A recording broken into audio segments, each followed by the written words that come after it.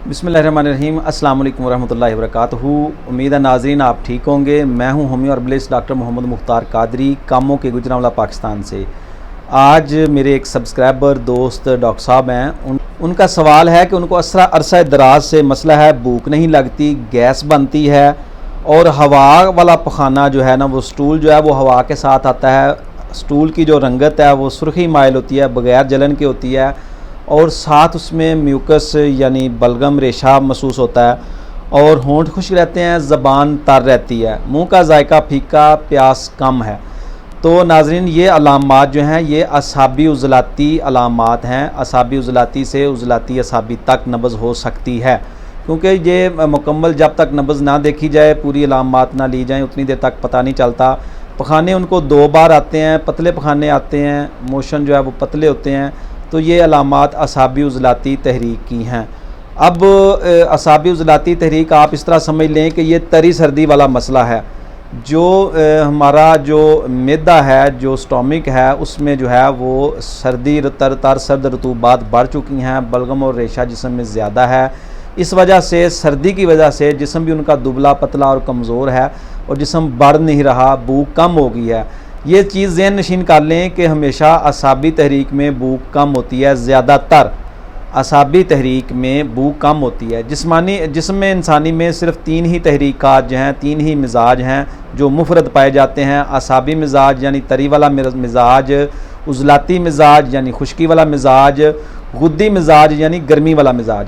असाबी मिजाज या तरी वाला मिजाज, इससे मुराद ये है कि दिमागो असाब की तेज़ी है, इसका तल्लक जो है वो दिमाग के साथ होता है। दिमाग के तहत असाब हैं पूरी बॉडी में, तो इसका मतलब यह है कि जो मैदा के असाब हैं उनमें तेज़ी है, सोजिश है, म्यूकस ज़्यादा बन रही है, बलगम ज़्यादा बन रही है। उज़लाती तहरीक हो तो खुश्की का अमल होता है, उसका तल्लक जो है वो दिल के साथ होता है। गुद्दी तहरीक हो तो उसका तल्लक जो है वो कानून मुफरद अज़ा के मुताबिक जिगर के साथ होता है। अगर गुद्दी तहरीक हो तो जिगर की तहरीक इसको हम समझेंगे, यानी जिस्म में हरारत होगी, गर्मी बढ़ी हुई होगी।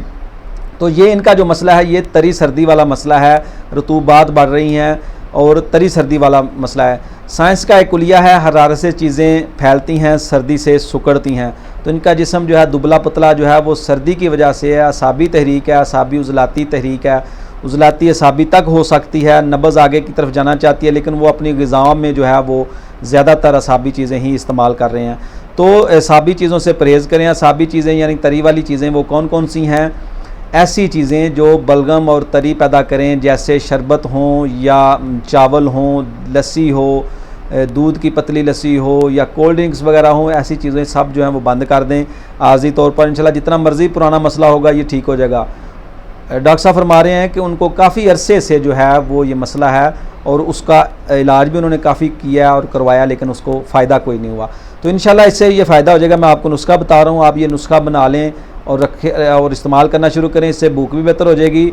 और जो ग़िज़ा है वो साथ नंबर 3 और 4 वाली उज़लाती गुद्दी से गुद्दी उज़लाती तक ग़िज़ा आप इस्तेमाल करें तो इंशाअल्लाह अल अज़ीज़ ये मसला आपका ठीक हो जाएगा।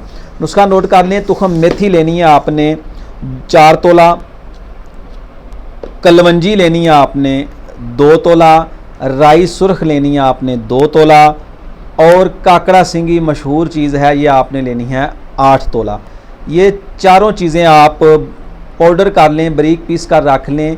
इसके जो हैं वो आप छोटे कैप्सूल भर लें, 500 mg वाले कैप्सूल भर के रख लें।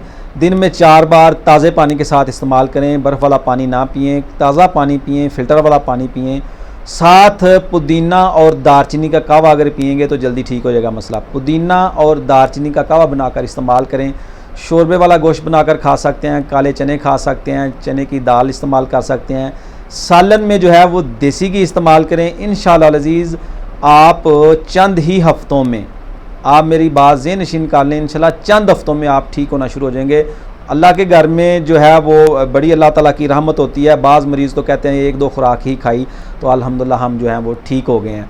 तो आप इसको जारी रखें 15 से 20 दिन तक इसको जारी रखें। उसके बाद कमेंट करें, इंशाल्लाह उस पर फिर दोबारा वीडियो बनाई जाएगी, आपको गाइड कर दिया जाएगा, आप इंशाल्लाह ठीक हो जाएंगे। उज़लाती गुद्दी से गुद्दी उज़लाती चीज़ें खाएँ, उसके बाद फिर गुद्दी उज़लाती तक जो है ना अपना इलाज जारी रखें, भूख भी बेहतर हो जाएगी और आपका मसला ठीक हो जाएगा। नाज़रीन, उम्मीद है आपको वीडियो पसंद आई होगी। पसंद आए तो लाइक का बटन ज़रूर दबा दिया करें और दोस्तों के साथ भी शेयर कर दिया करें। आपका तबीब डॉक्टर हकीम मोहम्मद मुख्तार कादरी, कामों के गुजरांवाला, आपकी खिदमत में हर वक्त हाजिर है। आपकी जो सवालात होते हैं, जो कमेंट होते हैं, उन पर वीडियो बनाई जाती हैं और आपको तिब्बे मुफ्त ग़िज़ा के मुताबिक गाइड कर दिया जाता है कि आप अपनी ग़िज़ा कौन सी इस्तेमाल करें। आप बेशक दवा ना इस्तेमाल करें, ग़िज़ा को दुरुस्त कर लें तो इंशाअल्लाह अज़ीज़ आप हर तरह के अमराज से छुटकारा पा सकते हैं और बेशुमार बीमारियों से भी बच सकते हैं। तो जितने भी नुस्खा जात जो बताए जाते हैं वो नेक नीति से बताए जाते हैं। बाकी जो मिजाज है उसकी बेहतर तशख़ीस जो है वो मुआलिज से मिलकर ही होती है। अल्लाह ताला आपको शिफ़ाए कामिला दे। अस्सलामु अलैकुम वरहमतुल्लाहि वबरकातुहू।